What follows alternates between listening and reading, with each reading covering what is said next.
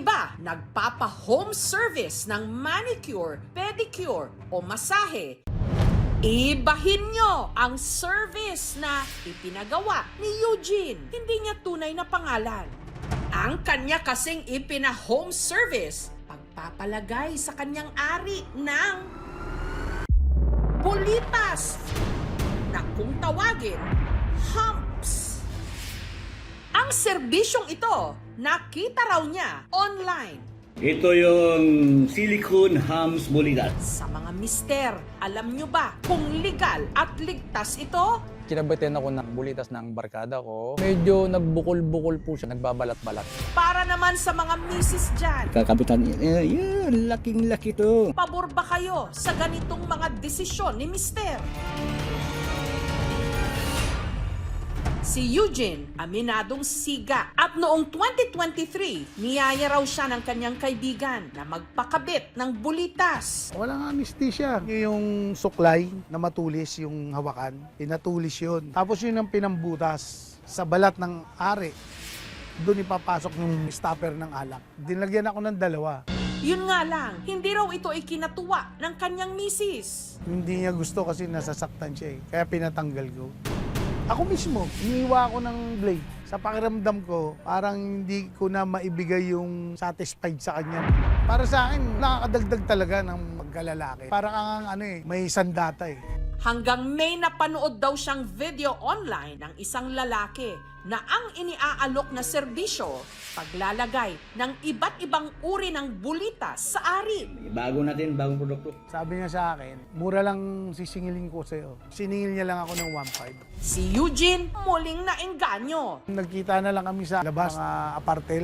Ang kanya raw pinalagay yung tinatawag na humps. Ipapasok din yon pero bilog siya para siyang ring. Silicone, kaya hindi siya masakit. Ang kanyang hinire, pro o professional di umano ang datingan. Nagulat ako para siyang doktor. Mayroong box na ganyan. Iwala ako sa kanya kasi nakita ko sa TikTok, dami niya nang ginawa. Gumaling na mga 2 weeks. Tinesting. Aba, nagustuhan niya eh. Nung nagkaroon ako ng ganyan, yung pagmamahalan namin masyadong naging close lalo. Nakilala namin online ang nagkabit ng tinatawag na hump sa ari ni Eugene. Tawagin na lang natin siyang Bantam. Halos 1 dekada na raw niya itong hanap buhay. Wala raw siyang sariling klinik, kaya ginagawa niya ang kanyang serbisyo sa hotel o sa bahay ng kliyente. Ito po yung mga gamit sa pag-install ng bulitas. Habang ang mga bulitas naman, ino-order pa raw niya sa China. Dito nanggaling yan, dito nanggaling yan. Ito po yung klase ng bulitas na mga size. Crystal kasi ang tawagin namin dyan eh. Ito hindi po ito basta-basta mabasa. Ito yung ari. Kung titin ng yung balat dyan, balat. Daan ng bulitas. Isayin natin yung pagpasok dito sa, dito sa loob ng ari ng lalaki. Ilisan sa alcohol, tapos sahiin. Babalutan naman siya itong gasa. Bawal siya mabasa ng tubig ng ibindis. Isa sa mga satisfied daw na kliyente ni Bantam, si Martin. Hindi niya tunay na pangalan. Nabagamat kontento naman daw sa laki ng kanyang ari, hindi pa rin sila makabuo ng anak ng kanyang misis. Nagsasama kami ng asawa ko, 12 years na po. Wala pa po kaming anak. Hanggang sa nalaman ni Martin ang testimonya ng mga naging kliyente ni Bantam. Kaya nung nagpakabit ako niyan, nabuntis siya, nagulat ako. Siguro nga talagang malaking tulong sa akin yun. Kaya nabuntis ko yung asawa ko. Kaya si Martin nagpalagay, hindi lang isa, hindi lang din 2 ang nagpa-8-8 sa kanya, 8 bulitas. Mapangbigatin niya na ano. Mga klase natin. Ayun yung mga sinasabi. Sa asawa mo na nagsigil ko. Ito may design pa. Ayun, pang-5 yan. Okay na? Sinubukan namin mag-asawa. Una, talagang medyo nasaktan kasi nga nagulat kasi nagbago po yung taba, yung size niya. Sabi ng asawa, baka pwedeng mabawasan lang. Bali, 4 na lang po natira. Ngayon, okay naman. Saya naman po. Satisfied na parang ganun. Sinusubukan po namin magkaroon ng anak. At ayun naman po, may nabuo naman. Kaya lang, hindi lang po talaga na-develop. Ang bulitas ay hindi nakakatulong para makabuntis ang isang lalaki. Ang nakakabuntis talaga sa babae is yung punla ng lalaki. So, depende rin sa quality ng sperm niya. Para sa akin kasi, yun lang kasi yung paniniwala ko. Ito na lang yung sagot sa akin eh. Kanya-kanya po tayong paniniwala. Nasa sa inyo yun. Ito yung aking paraan. Kahit kargahan mo pa na marami pala pagka may anesthesia, walang sakit. Ang nagkakabit ng bulitas na si Bantam, hindi raw doktor, wala rin daw siya sa anumang medical profession, kundi dating family driver.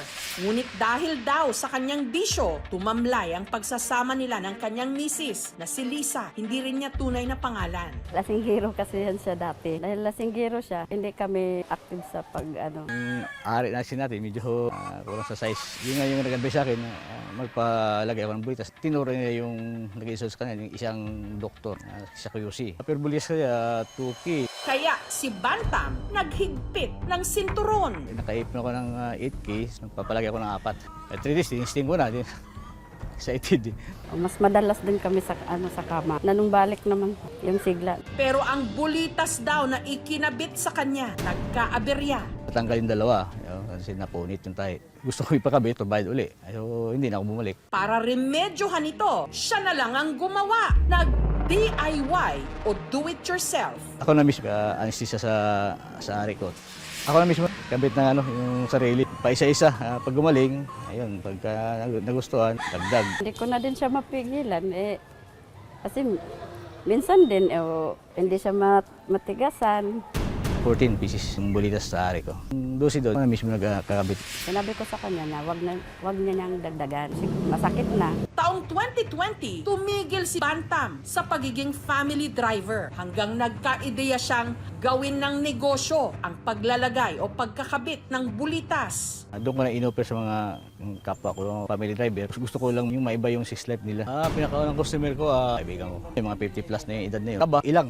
Nahawak ka ng ari ng ibang lalaki. No? Naiilang ako. Ipakita natin yung klase ng materials natin. At naisipan pa niyang gawin itong content online para ialok na rin ang kanyang serbisyo. Halos araw-araw na may client ako ng time na yun. Madalas yung security guard, saka yung call center, agent. 62 ang pinakamatanda ko na nilagyan. Yung singil ko doon, presyong sabaw-sabaw lang. 500, 1K, pang anesthesia lang. Ginawa na rin niya home service. Halos naikot ko na yung buong Pilipinas eh. Bawat syudad may GC. Cagayan de Oro, Davao, Jinsan, Cotabato, Bacolod, Iloilo, Tugigaraw, Baguio, Ilocos. Sa hotel po ang meet up dyan. Ano ba, taga-Davao ba? Batang Pangasinan ito, ganda lalaki. Nag-boom yung pangalan sa TikTok, sa Facebook, sa YouTube. Yung mga OFW na galing sa kot, nakikita nila yung pag-uwi nila, papalagay na. Ulo ka lang, gamaso na. Dahil daw sa hanap buhay niyang ito, napag-aral ni Bantam ang kanyang mga anak. Yung isa, nakapagtapos kursong secondary education. Pangalawa, graduating sa kurso niyang culinary. Pero nang sumangguni kami sa isang eksperto, anya ang iniaalok na serbisyo ni Bantam, lubha raw napakadelikado. Madaming komplikasyon na pwede mangyari. Unang-una, yung pagdudugo, lalo na kung mali ang parte ng balat ang pinaglagyan nila. Pangalawa, yung infeksyon. Pwede magkaroon ng erectile dysfunction later on kung talagang sobra ang infection sa ari nila. Bagay na sinapit ng tiga Palawan na si Ruel matapos siyang makailang beses na paglalagay at tanggal ng bulitas at hump sa kanyang ari na impeksyon ang kanyang pagkalalaki. 2008, kinabitin ako ng bulitas ng barkada ko. Gamit lang po yung sipilyo. Nagkaroon ng pangangati talaga. Medyo nagbukol-bukol po siya ng konti. Tapos may sugat ng konti, parang sa tuli. Nagbabalat-balat. Tinanggal ko po yan sa pamamagitan ng blade. Pinagaling lang namin ng mga 5 buwan bago namin makilala siya yung installer. Isa lang yun kinabit sa akin na mahaba. Paikot. Para po siyang, para siyang kwinta. Mas lumala pa raw ito dahil ang minsan niyang inilagay sa kanyang ari, hindi bulitas kundi pinatigas na sealant na nabili niya sa hardware. Meron pong expiration yung sealant na yun. Pag nakikipagtali ka na, yung muscle medyo masakit na. Ang hiling ngayon ni Ruel, tuluyan na itong matanggal. Actually, hindi naman talaga kailangan ito. Huwag na kayong magpalagay. Konting pagkakamali, ang laki ng magiging problema.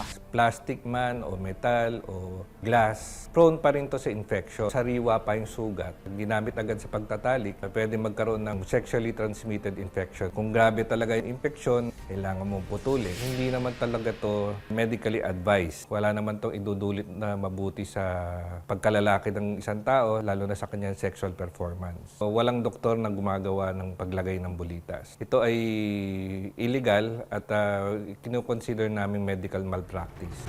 Kung makakasakit dahil sa maling pagproseso, pwede siyang makasuhan din ng mutilation o kaya pwede siyang makasuhan ng serious or less serious physical injury. Yung illegal practice of medicine, 1 to 5 years na pagkakulong. Doon sa less serious physical injury, depende, can ranges from aresto mayor to presyon correctional. Bagamat alam ni Bantam na bawal sa batas ang kanyang ginagawa, ito lang daw ang alam niyang paraan para makaraos sa buhay. Sa loob ng 24 years ako nag-rev sa pamilya. 20,000 amat. Batang Pangasinan ito, ganda lalaki. Sa Bulitas, yung 20, isang linggo, kuha na eh. 5 years ko nang ginagawa. May patuloy ko na walang nagreklamo. Kaya sinuportahan ko na lang siya. Ay, kaysa magnanakaw. Sabi mo, kaysa magnakaw kayo, kaso itong pinasok nyo, illegal din na trabaho. Oo. Di mga kayat gusto nila Sila naman ang malapit. Pag nakatapos yung anak ko, magpahinga na. May mga ibang lalaki kasi na nagkakaroon ng insecurity sa size ng kanilang genitals. Wala tayong judgment sa mga taong may bulitas. Lahat naman yan personal choice natin. Ang totoong foundation ng isang relationship ay ang pagkakakilanlan nyo sa isa't isa. Ang sex ay pampatapang, kumbaga ng timpla, pero hindi pwedeng mag-survive ang isang relasyon ng puro physical lang. Kailangan kilala mo ang kapartner mo, and more importantly, kailangan meron kang maayos na commitment sa kanya. Hindi lahat ng madaling ipasok dapat subukan, lalo na kung mainit sa batas. Sa may design pa. Ayan, panglima yan. Huwag itaya ang kalusugan sa kapusukan.